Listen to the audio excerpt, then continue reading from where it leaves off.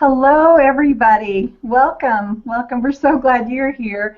My name is Selena Poole, and I'm going to quickly get all this housekeeping stuff for Webinar Jam out of the way so that we can get going right away. Just relax and have fun and get to know one another.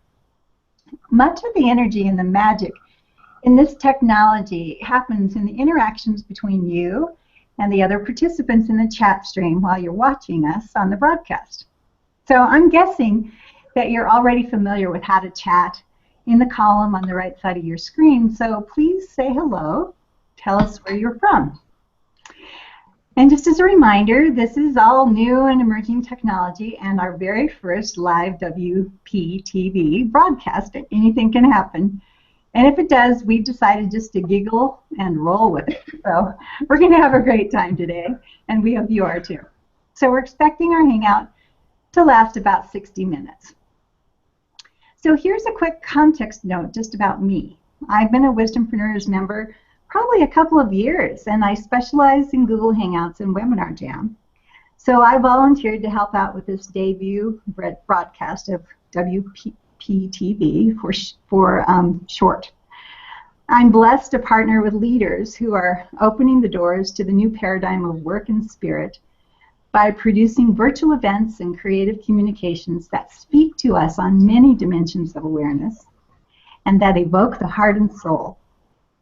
I'm also a dedicated champion of collaboration, and it's my joy to facilitate divergent and diverse points of view among leaders and teams so that together we create sacred solutions for these quickly evolving times. Now, let me tell you just a little bit about our show and our Rockstar Wisdompreneurs co-founders, Paul Zelizer and Alison Raby.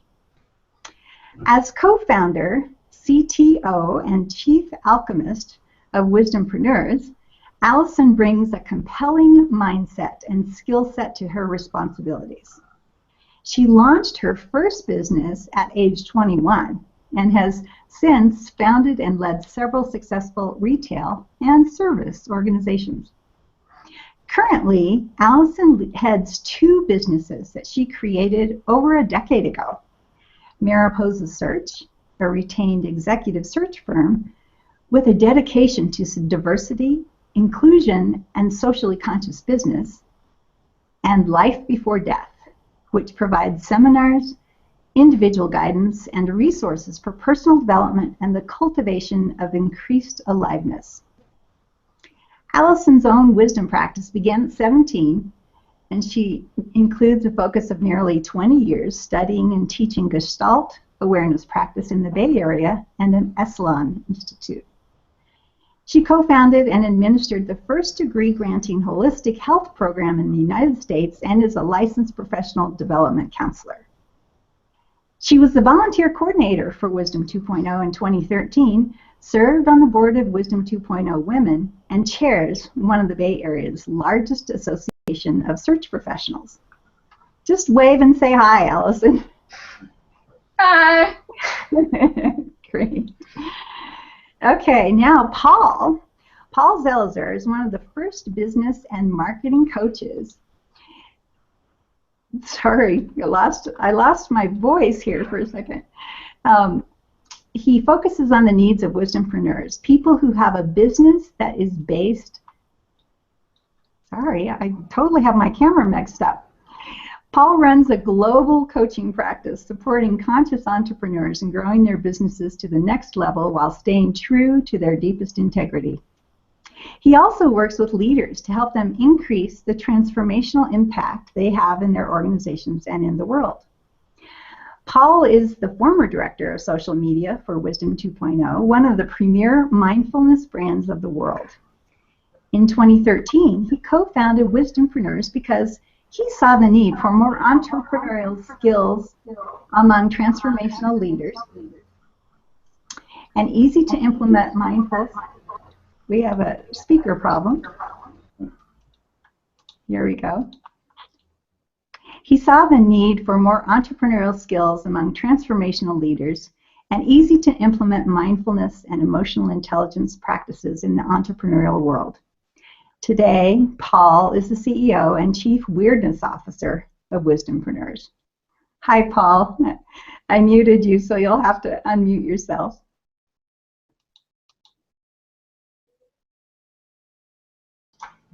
Sorry about that, Selena. Yeah, thanks for holding the space here today. We really, really, really appreciate it. Great. Good. Well, we've got viewers signing in, and we're ready to go. So I believe, Paul, you want to start us with a meditation. Is that right? Yeah, so what we wanted to do, it's something we do frequently as the leadership team, is we start with a minute of quiet time and then an emotional intelligence check-in. So I have this beautiful bell here that I actually got from Allison as a gift. And I'm going to try not to blow everybody's eardrums out. But what I'll do is I'll start with the bell and end at the end of the minute with the bell to just help us center and bring our best selves to the hangout.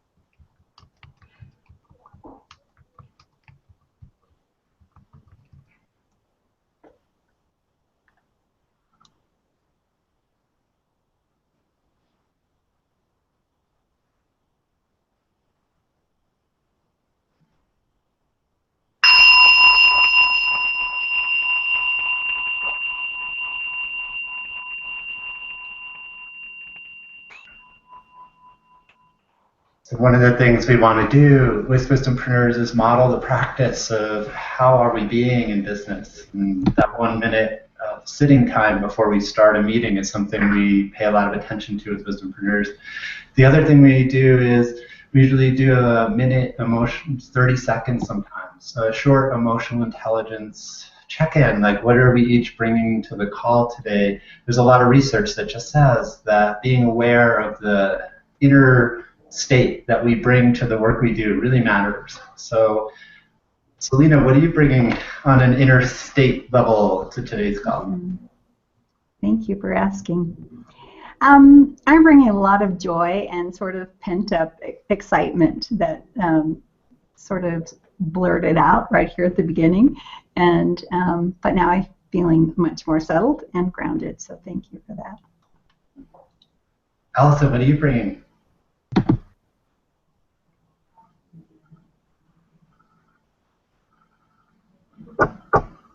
Allison, are you there? I'm not hearing you.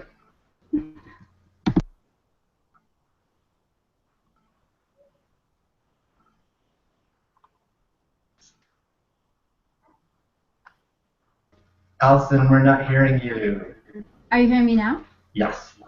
Right.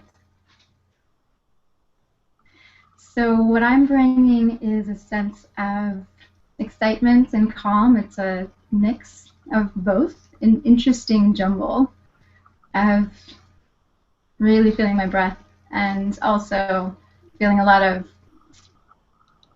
jumping beans in my stomach. I'm so happy to be with both of you, and I'm so happy to be launching WPTV. And with all of you out there as well. Cool. Thank you. And before I do a check-in, I want to do a quick hi to Michael, who joined us, didn't say where he's from, and Seema from Boston. Hey, Seema, and everybody else who's listening in. If you haven't yet typed in who you are and where you're listening from, we'd love to welcome you. Thank you. And I'm nervous. There's been a lot of good thinking going on about this, and we've run into some technical stuff. You can probably hear an echo right now as I'm talking. Not sure what that's about.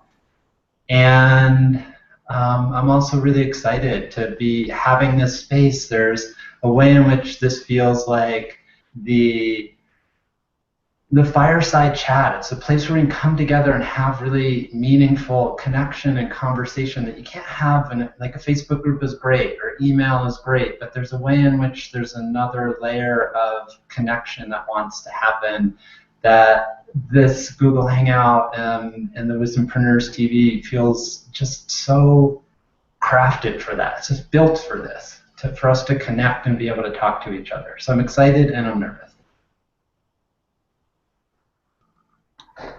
Great. Well, we have several people here who haven't said hello yet. Maybe I'll just say hi to them since I have the control panel that says who's here.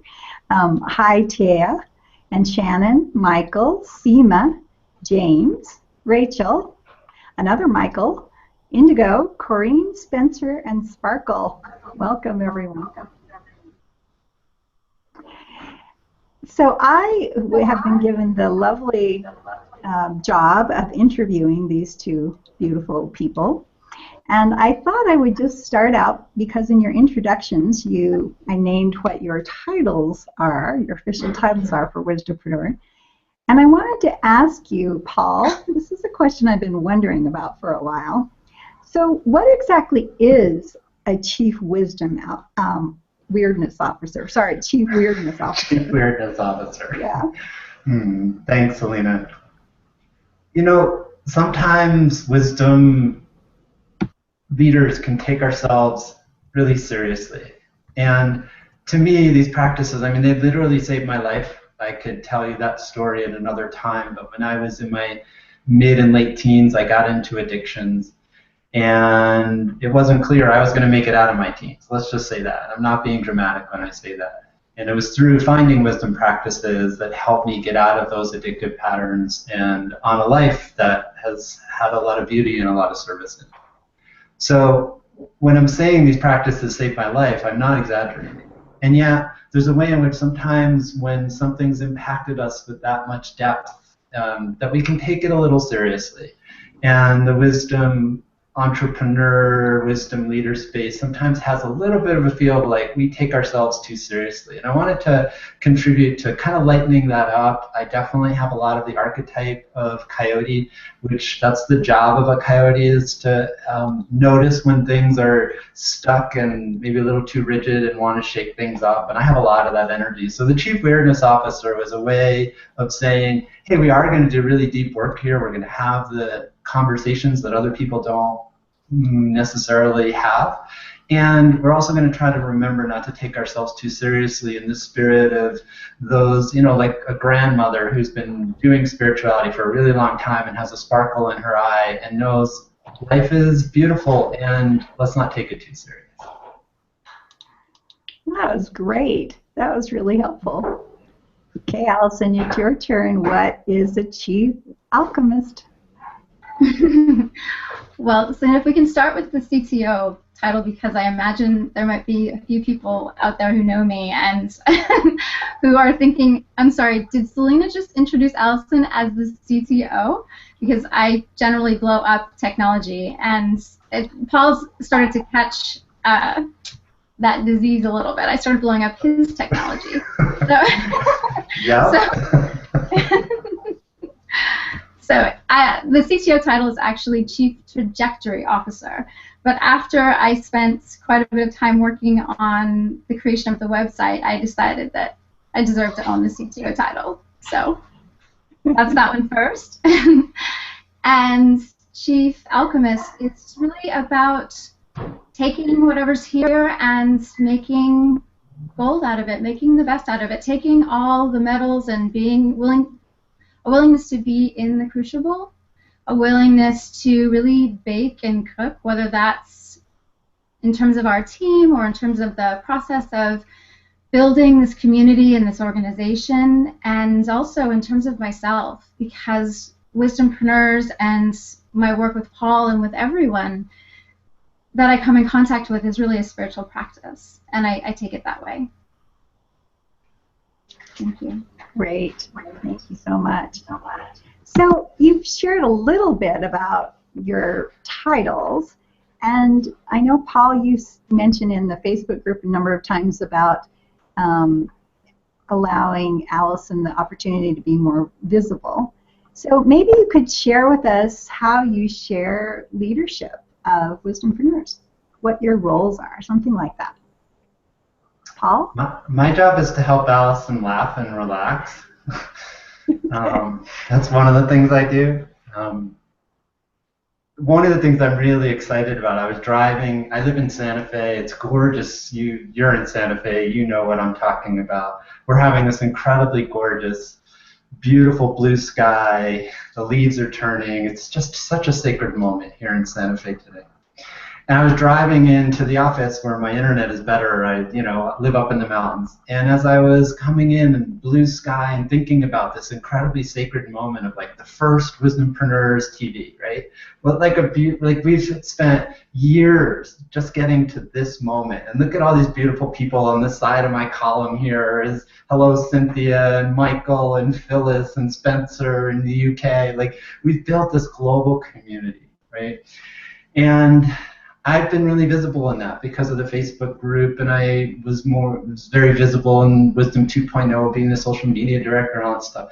And Alison's been kind of in the background, but she's the one who has a rock star connection. She's doing these amazing things. And one of the things I was thinking about as I was driving in today to come to the office to do this, just how excited I am for this venue to be here and for people to get to understand who Alison is and how we lead together. What I would say is I've had a lot of experience in the wisdom world, as we both have, and I've had a lot of experience helping entrepreneurs, smaller entrepreneurs, get going. And Alison has a reference point, particularly through her search business, of much larger business ecosystem and some very, Alison's really humble and wouldn't read you who her client list is, but you would almost everybody on this call would recognize a lot of people who are on her client list. So there's a way in which I joked when we first started, like, Alison, you're like my security blanket when we have to talk to real businesses, right? Like, I know how to do the, micro businesses of 3 or 5 or 10 or 20 people. But as Wisdompreneurs has started bridging into a much larger business conversation, Alison's the one in our partnership who's had much more corporate business experience. And I'm really, really, really grateful to get to co-lead with her.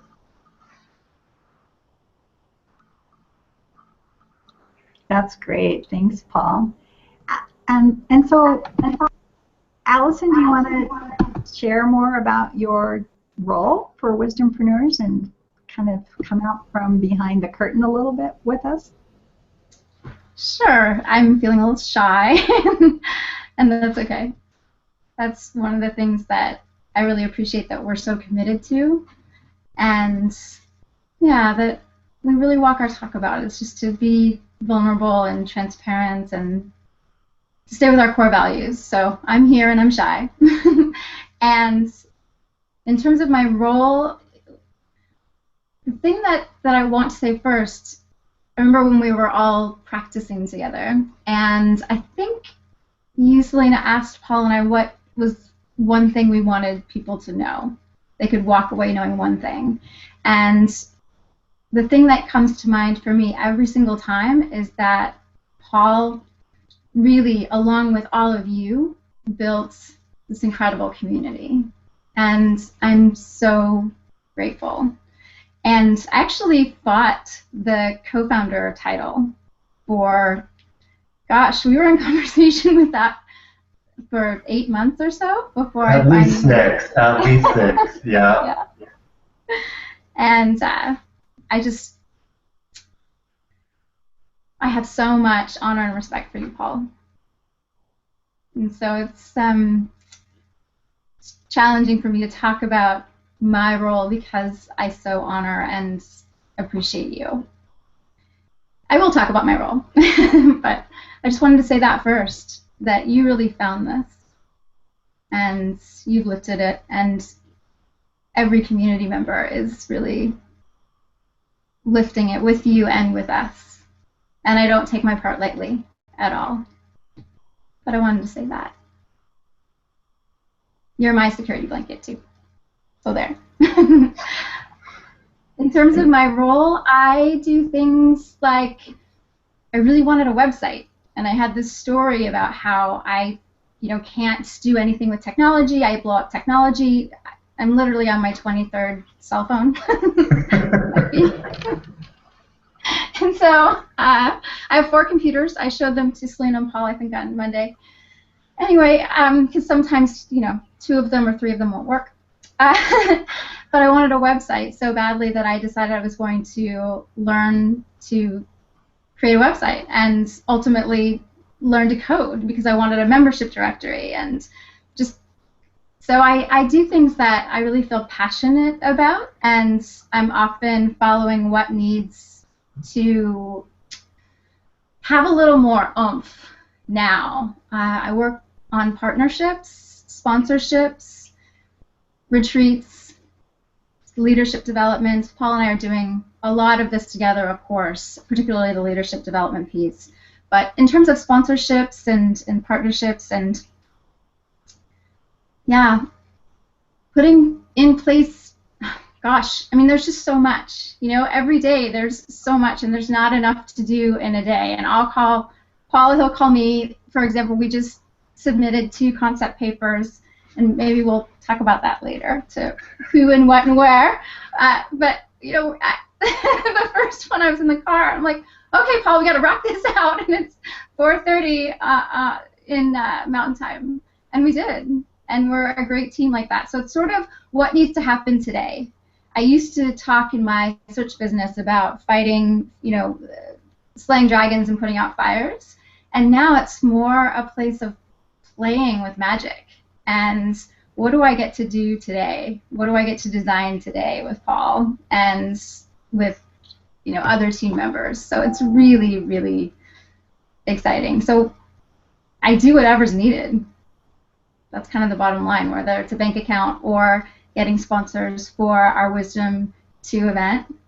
Yay! In February. Which is going to be so amazing. So amazing. So amazing. Yeah. We have some really, really exciting stuff lined up for all of you. And all I have to say is this. It's my silly part. You told me to bring the gold dragon, but I brought the pink bouncy thing instead. All right, pink bouncy thing. I only brought chocolate. I didn't bring any pink bouncy thing.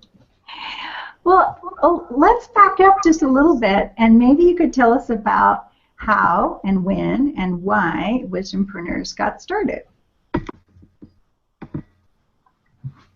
I can start with that one. I'm sure Alison would have things to add.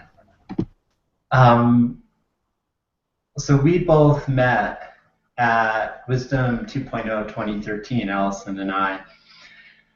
But I had been a part of the Wisdom 2.0 journey from the inception. Matter of fact, before its inception, the founder of Wisdom 2, Soren Gordhammer, is a friend of mine. I've known Soren about 12 years now. And Wisdom 2.0 has been the first conference. I can't remember. I can't remember. It was 7 or 8 years ago now. Time's gone fast. So Soren and I lived across the horse pasture from each other, and our kids were born on the same day but 2 years apart, and they used to call each other stepbrother and stepsister. Our families were close.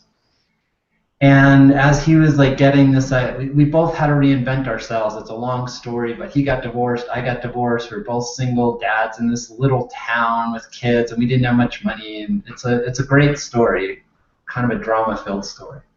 So Soren created this idea for Wisdom 2.0 and wrote a book which didn't do that great, but he decided the reason it didn't do that great is that people wanted to meet in person. They wanted to connect. And the technology is great. It's wonderful that we have Facebook, but people wanted to talk to each other and be in space and break bread and go for walks to each other. And the people he was thinking about Wisdom 2.0, he's looking at the intersection of wisdom and technology.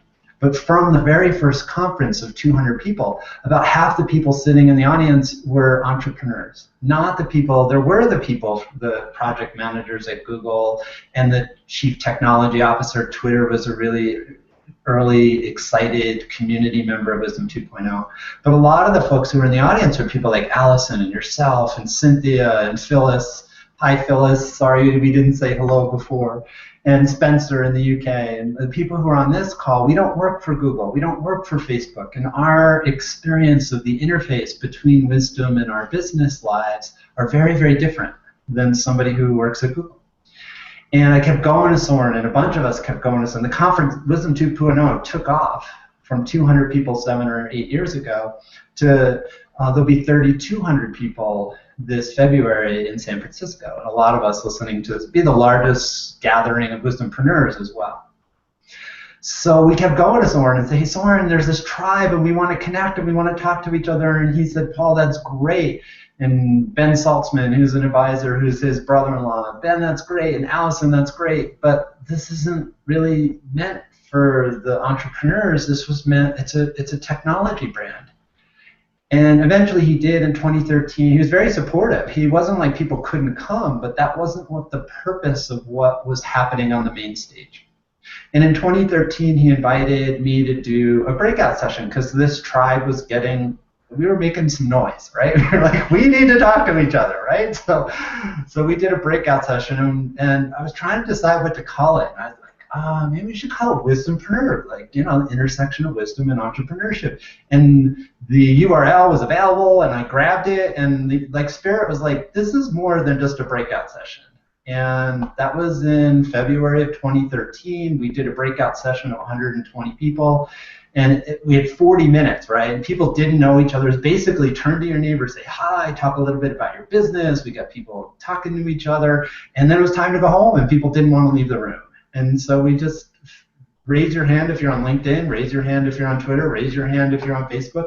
We created this Facebook group that took on a life of its own, and 2 weeks after the conference, we had 500 people in it, and it just has, now we're closing in on 11,000 people in that group.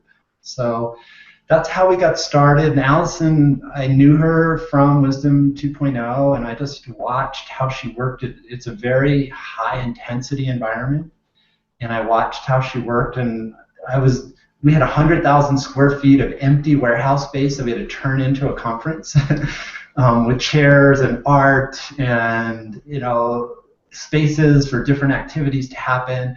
And a lot of the people doing those work were volunteers, and Allison was coordinating them. And those volunteers were like, "Oh my God, this is a huge job, right?" It was a huge job, and somebody was like constantly getting freaked out because it was such a huge job. And Allison was just there. I'd never met her before, but in 100,000 square feet, every time I turned around, she was sitting with somebody who was kind of freaking out, helping them kind of recenter, get oriented, and come back to the task at hand in a way that I have rarely seen happen in my life. And I was like, I don't know who that woman is, but I want to find some way to work with her, because there was a quality of presence and beingness that even with decades of experience on the spiritual journey, I've rarely experienced or seen in my life, and here we are 2.5 years later.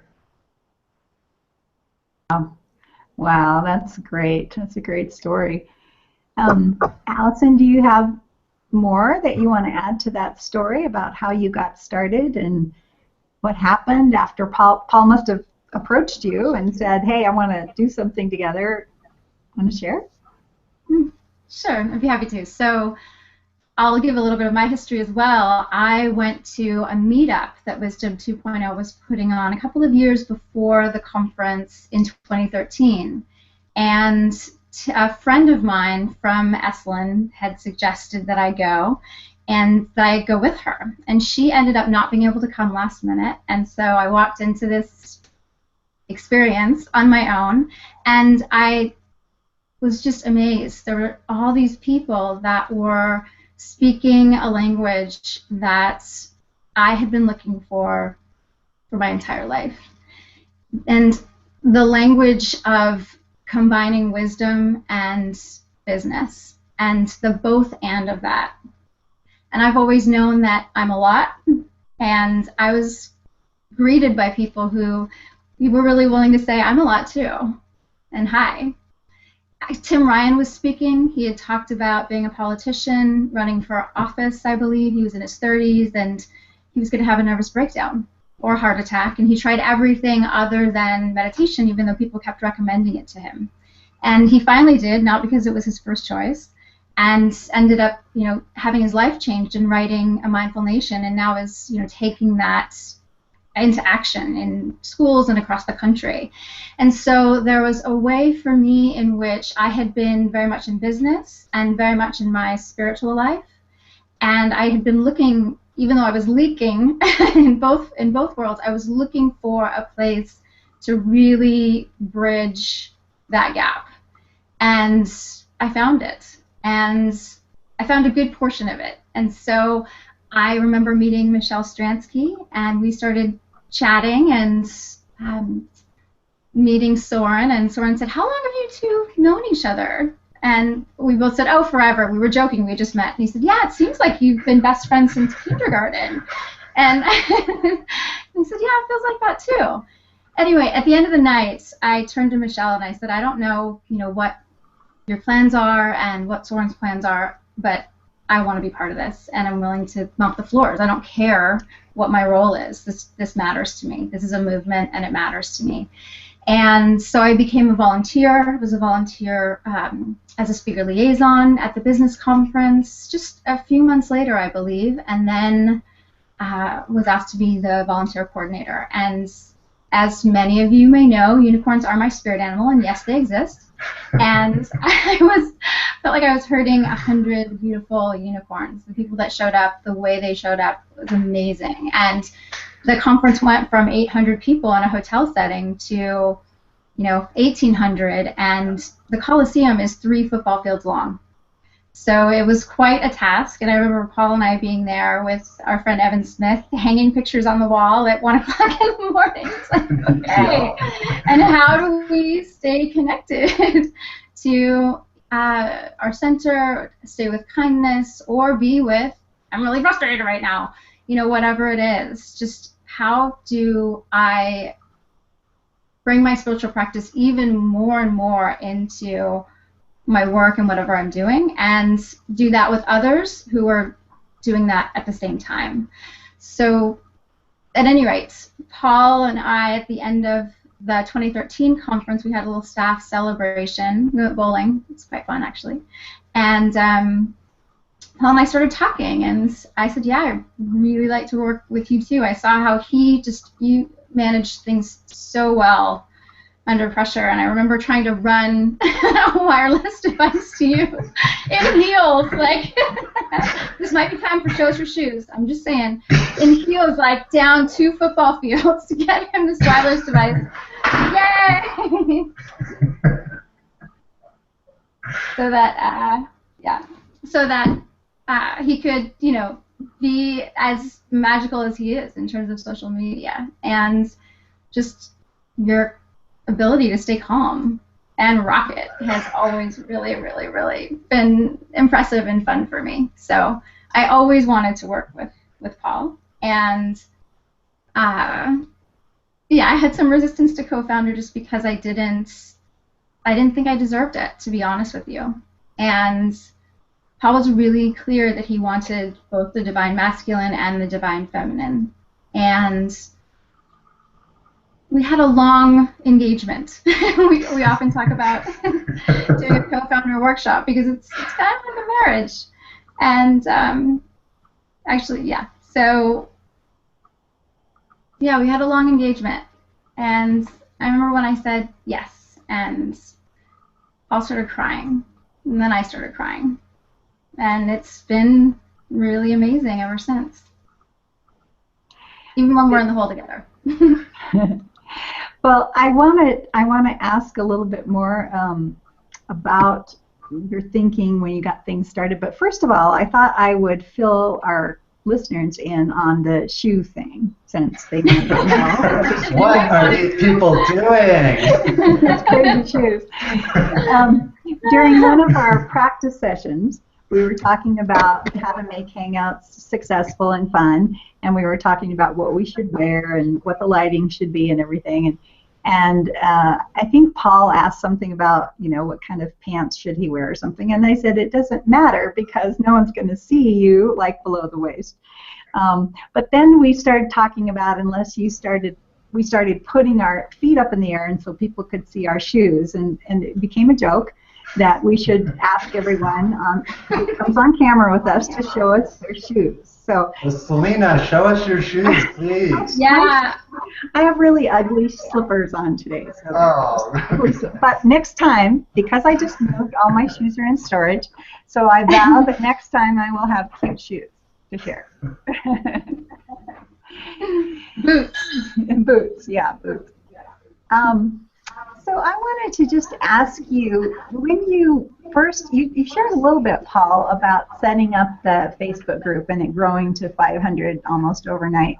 But if you could just think back about that moment, when you first, set up the Facebook group, were you thinking that this was a movement, or actually, what were you thinking about at that time?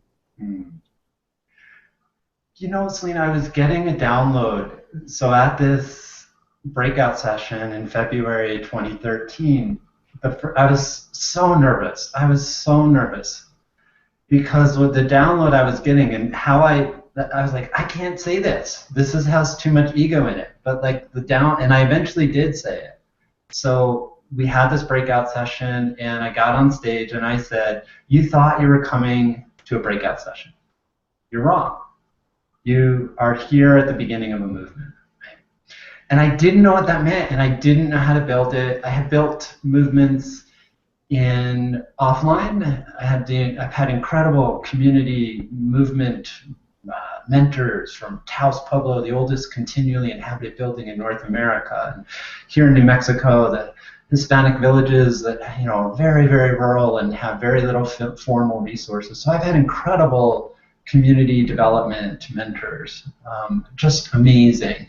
And then I got to sort of polish some of those skills with Wisdom 2.0, and like kind of came from nowhere to be the director of social media. And the thing that Allison left out of her story is the internet crashed at the venue that Wisdom 2.0 was being held at.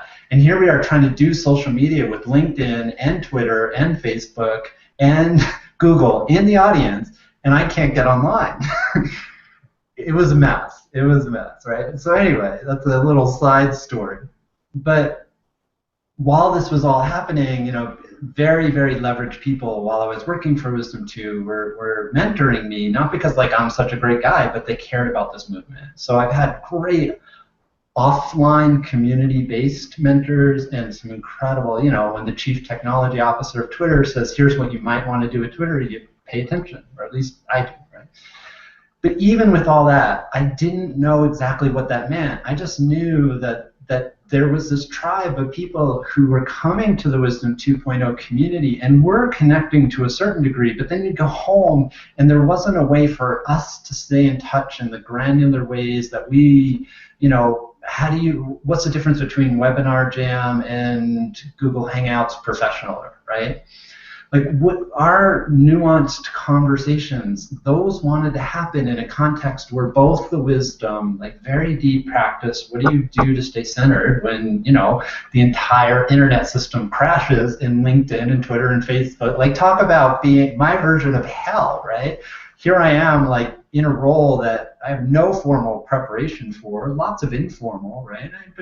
And like the internet's gone, and it was total for like a whole day, right? It was chaos, right? How does wisdom practices help us through something like that, right? I had the story that this was like the worst moment of my career, and it turned out not to be that big a deal. Right, but wisdom practices, and I reached out to Allison. I was like, you seem like somebody who can like help, who just has presence. And I was so shaken up and so beating myself up for all of the difficulties and all the ripple effects of those difficulties. Right? So it was wisdom and emotional intelligence practices that got me through what could have been the worst day of my career. And it turned out to be not that big a deal, right? So that conversation wanted to happen, but also the conversation really granular, like, which headset is the best headset, or which camera. We were talking about which camera is the best camera that you just bought a new camera, Selena, right? And that tribe wanted to connect, and we saw that, and we wanted to nurture that, and it wasn't, Wisdom 2 wasn't the right venue, wasn't the right container for that mix, that very granular and very deep mix. So that was the download I was getting, and I was like, who am I? And I don't know how. And really, okay, teach me. I don't know how, but teach me, right? So that's how we started. It's just there is and was this tribe that wants to talk, that wants to share, that wants to support each other. And the right venue wasn't yet happening, and like go be of service to that. and the universe was pretty clear about it. So that's how we got going. Wow, that's a great story. Thank you for sharing that. So I want to kind of ask you the same question, a little slightly different version, Allison. So as you guys were getting your Facebook group put together and Paul was setting it up, I'm assuming, what were you thinking? Did you have an early idea that this was going to spread like wildfire, or what were you thinking?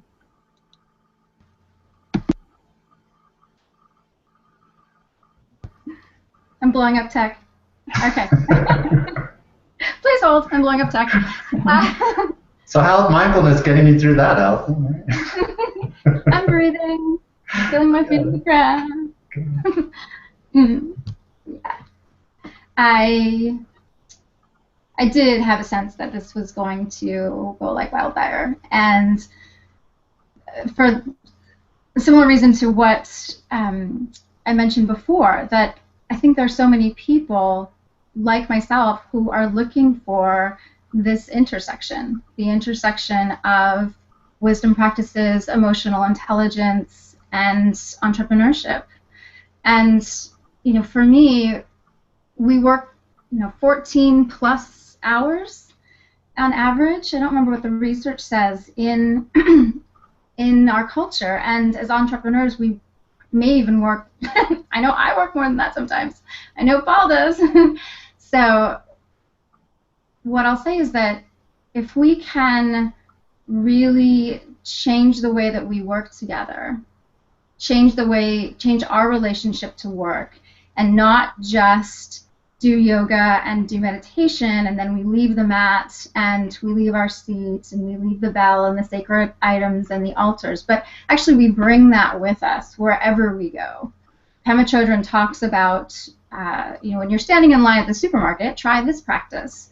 And those are the times when I often need to call in my resources the most, when I'm doing life or doing business in one way or another, whether it's feeling like the worst day of my life or some big launch, or getting up the courage to stay grounded and call someone out of the blue that's really high leverage, and to balance really being humble and also needing to sort of say, this is who I am, this is who we are, would you be open to connecting with us? So those practices come in handy so often for me in every moment of every day, and I just know that with awareness we have choice, and if things are outside of our awareness, then we really, it's almost impossible to choose.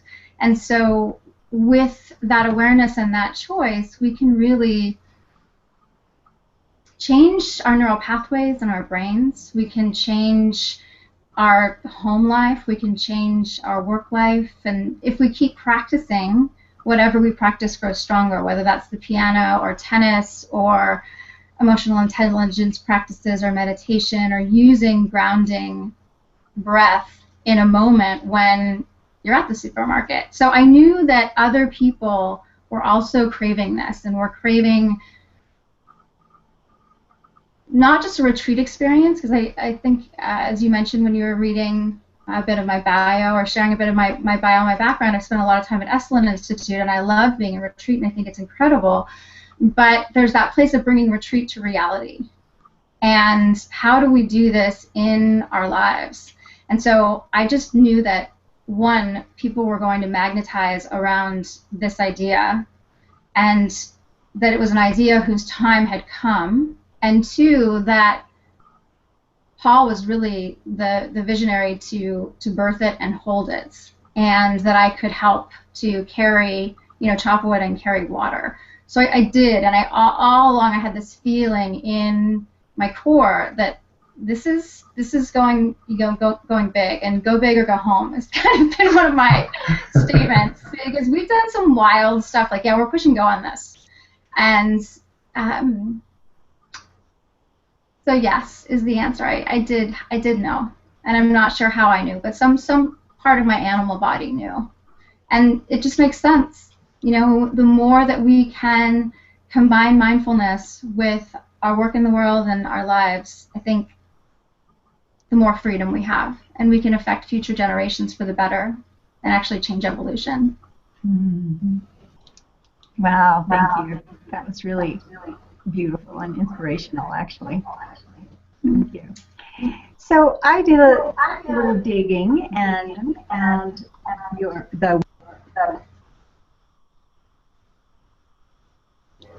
I did a little digging and found the Wisdompreneurs core values. And I see that one of them is about transparency. And so I wondered, and relationships. So I was wondering if you could share when some of the building of Wisdompreneurs got messy. Be a little transparent with us. Which of the many times would you like, Selena? Whatever tells the best story.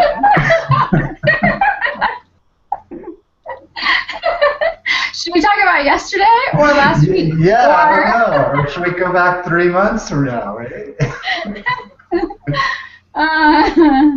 I'll start. Oh, great. Well, the one that I want to acknowledge is that we've been messy in our advisory council. So when we first started to grow Wisdompreneurs, the idea was to have a team of folks, a really diverse, beautiful team of people. And we've been so blessed. Jerome Braggs and Gina Chow and Peter Rubin and Ben Saltzman, Allison, myself. Am I leaving anyone out, Allison? You'll have to tell me. We had a team of 6 that were gonna really dive deep in getting to know each other as diverse human beings. We had men and women in different cultures and different ages, and lead from a place of a circle rather than lead from a place of just 1 or 2 people. And it was a beautiful way to start, but it was a lot of work, and we started running into different visions, and I got sick. It was not just a little sick, I got really sick trying to run. While we're building Wisdompreneurs, Allison and I are both each running, everybody on the advisory council was running their own business to pay the bills, right? So I'm running a business, and that business keeps growing, and then Wisdompreneurs growing and growing and growing, and trying to hold that leadership circle. It got messy. I crashed and burned, got sick for about 5 weeks, really, really sick. It moved deep into my lungs. It turned into bronchitis. It was bad. So kind of just pulled the plug on that, I can't do this, right? And didn't do it very skillfully, and we're still kind of revisioning our advisory council, and we're deeply grateful to everybody who's taken part in that, and we're really sorry. I'm really sorry for the way that got messy, and we're cleaning that up and looking forward to creating a leadership circle so it's not just Allison and I. We want more diversity and more viewpoints, and it hasn't been the easiest ride getting that going in a way that works given people's really busy schedules. Great. Allison, do you have anything to add or another story about messiness?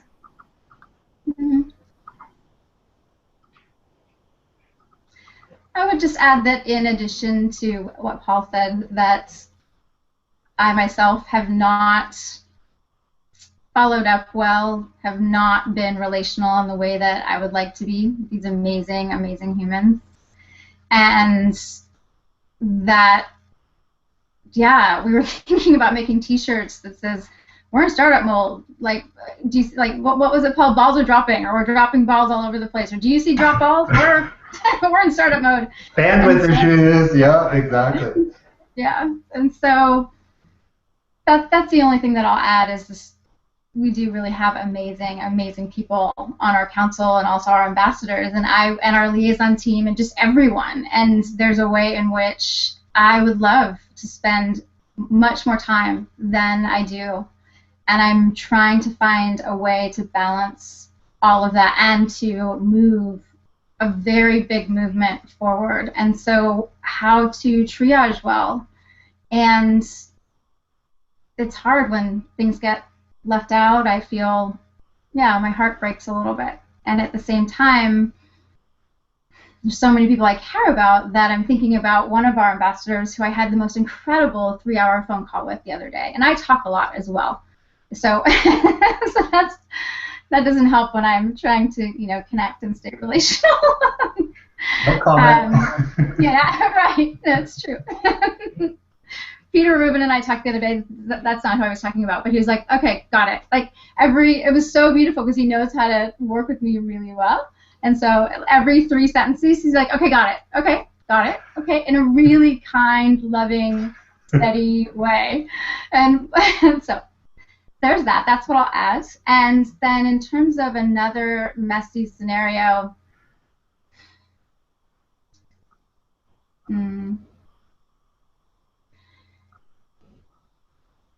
Yeah, there was a time when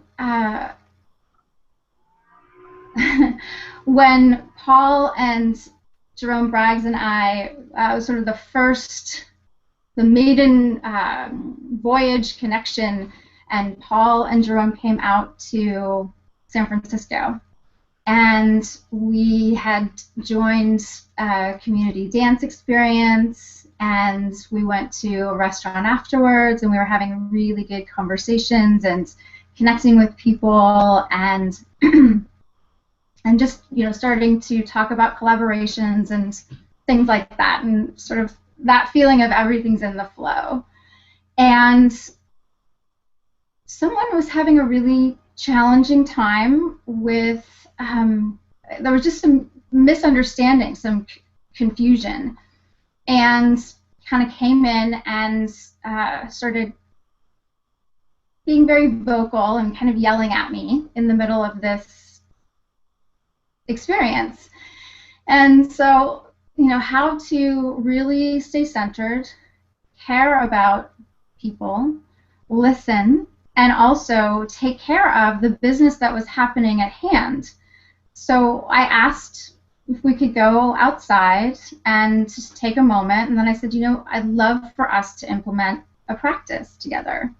Can we just sit and breathe for a couple minutes, and then can we just, each give each other a minute or so to talk and not interrupt each other so we can both feel really seen and heard, because I think we've had a misunderstanding, and I'd like to have more understanding and bring more light to the table. And yeah, Paul came out after a little while and checked in on me and was really supportive and made sure that, he always has my back. And he always makes sure to have my back, whatever the situation is. So he came out, I was like, "You okay?" "Yeah, I'm okay." And we moved forward from there. And it ended in a really beautiful, really clear way. But those times of how do I, sit with all of this and manage it well. My business person would handle it one way. My spiritual practitioner and teacher and student would handle it another way. And we're doing both all the time. So, yeah, that's when I would name. And I was shaky and scared. I was really shaky and scared, and I really had to just feel my butt on the seat and keep coming back to my practices. And keep coming back to compassion for myself, compassion for the situation, compassion for the individual, compassion for the misunderstanding. What a great model you are, and that story is how we might be different in business and at work. Thank you. It's really special. We are closing in on the end of our hour, but there's so many more things I wanted to ask. I think where I'd like us to go towards the end here is to maybe have you share where you see Wisdompreneurs going and what's on the near-term horizon, and then maybe if you have anything you're willing to share with us, give it a little inside scoop on what might be happening further out on the horizon. Paul? Sure, I can take that. Yeah, 2 things. Alison has a gazillion things that she may or may not want to talk about. Chief Trajectory Officer. But 2 things that are coming. So 2016 is going to be a really exciting year for Wisdompreneurs. It kind of feels like we're coming into a place of finding our ground, finding our legs, and learning how to walk. So we have signed a deal with Wisdom 2.0, and we will be doing a day-long intensive, the largest event we've ever done, in partnership with Wisdom 2 on February 19th. And that'll be in San Francisco, and save the date is out on our website. It's been on our, done a newsletter, but anyway, if anybody wants information, feel free to ask that question. Send an email. My email is paul@wisdompreneurs.com. And we are also working on a book called The Wise Entrepreneur, and we're getting incredible contributions from really Soren Gordhammer of Wisdom 2.0, and Lee Zoltoff, who's the creator of MacGyver, and Sylvia Puente, the head of the Latino Policy Forum. Like incredible, incredible people. Our own Mark Silver from the community of Wisdompreneurs. Just amazing. Jerome Braggs, just incredible, incredible people. So that book, the goal is to also launch that in February, and to bring it to Wisdom 2.0. You can actually have that book. It's called The Wise Entrepreneur, Practices for Increased Impact, Success, and something else. I don't have it in front of me, but really excited about that. So those are the two things that are coming really soon, and then a whole bunch of other events throughout 2016. You'll see a lot of opportunities to take part in live events. And Allison, which of the many things might you want to talk about?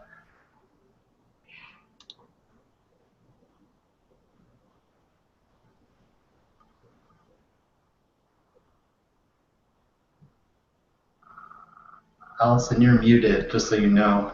I think you need to unmute you. There we go. Better? Can you hear me? Can you hear me now? Okay. So I'm really excited about both of the things that Paul mentioned, and it's The Wise Entrepreneur, How to Increase Your Impact, Success, and Sense of Meaning. Yeah, I could go on and on about that.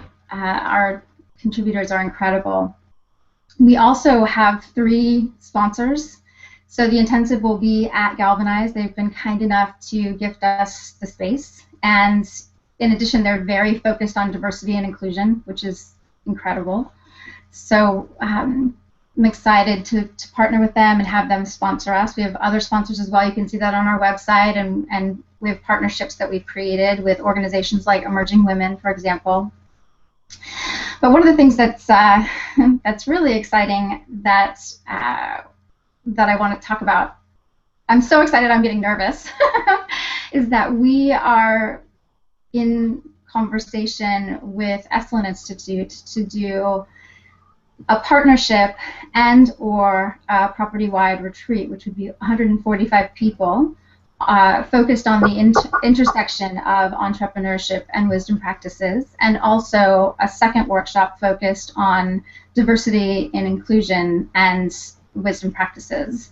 So that bow is very close to being tied, and we're just looking to see how do we're more looking at the details of how do we make this happen. And is it both and or one or the other? Yeah, it's exciting. I'm really excited. Okay. I've wanted to bring diversity and inclusion to Esalen ever since I first went there when I was 10 years old. So it really, really means a lot to me. I know it's really important to that organization. And to bring our tribe. Very cool. Also, well, how will you let us know more about that? We will announce it in the Facebook group. We will put it in our newsletter. We will put it on the website. We will put it everywhere. So I promise you will know. And the other thing that we're working on is a concert, and not going to say who the musicians will be, but it's really, we've got some really exciting major things in the hopper. So if you aren't coming to Wisdom 2.0, I highly suggest you do, and we would love to see you at our intensive, which you can come to even if you're not coming to the Wisdom 2.0 conference. We also implemented our Leave a Trace program. I don't know if people are aware of that, but that's something to check out on the website. It's every dollar that we receive or generate, we will gift a portion back to our Leave a Trace program. So, for example, there's an organization called Build Up VC that helps entrepreneurs with tools and basically takes them through an incubator accelerator program and helps them build up so that they can take their organizations or their solopreneurships on to the next level. And so we're partnering with them as part of our Leave a Trace model.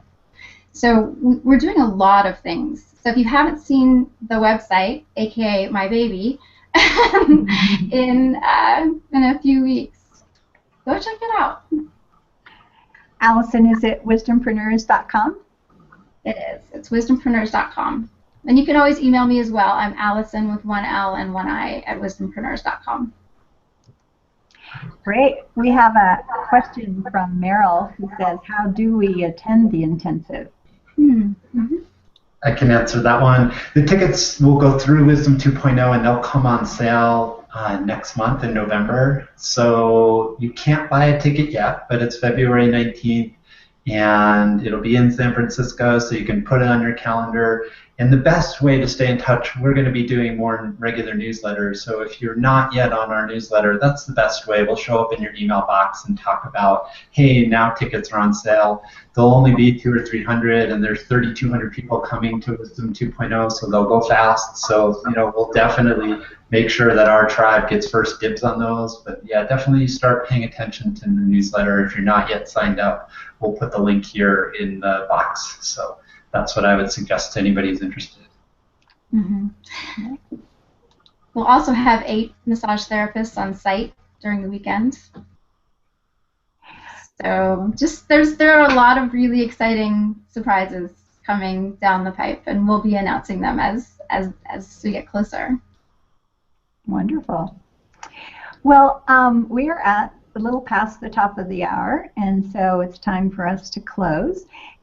Is there anything that either or both of you would like to say as words of closing, or talking about Wisdompreneur TV in the future, anything like that? I have 2 things. One is I want to thank everybody. It's been so fun to see people chatting and saying hi. Thank you, everyone who's listened in. And going forward, it's not going to be Allison and I and Selena. We're bringing in people. So next week, we'll bring in Sasha Allenby, who's the CEO of Wisdompreneurs Publishing, and talking about books and how do you thrive as an author at a time when the publishing industry has been completely disrupted and it doesn't look anything like what it used to look like, and our book and where Wisdompreneurs Publishing is going to go. So this is really a kickoff to a whole community fireside. This is the place where we have really honest conversations. So thank you, everybody who's attended. If you have an idea for a show, please email either Allison or I, either Allison or Paul at wisdompreneurs.com. But mostly, I just want to say thank you for everybody who took time out of your busy day to listen and help us build this place where we can have these kind of conversations. And Selena, thank you for helping us with the technology and holding the interview space so beautifully. You're very welcome. Allison? I want to say thank you as well to you, Selena. You've just been such an incredible support and resource, and I adore you. Yeah, and thank you to everyone who came. Yeah, I'm really grateful to get to play with you in a medium where I feel comfortable. I mean, nervous, but comfortable. And yeah, we will, as Paul said, we'll be having other guests, and we will start to bring some of our book contributors on. So Nick Senecal-Jenkel, who is a best-selling author, a TV show host, an international keynote speaker, is one of our authors, will be on in a couple of shows, and we'll be doing that regularly along with other guests. So I'm excited about this moving forward. And we'll be doing this every Wednesday at 11 a.m. Pacific Standard, minus a holiday or 2. Wow, that's great. And I just want to say thank you to both of you, and thanks to our very first audience for kind of bearing with us as we're getting our feet wet here in this new technology and this new mode of communicating together and with you. And we'll just keep working on making it even more interactive and more fun, and we'll see you next time. Thank you, everyone. Thanks, everyone. Bye-bye.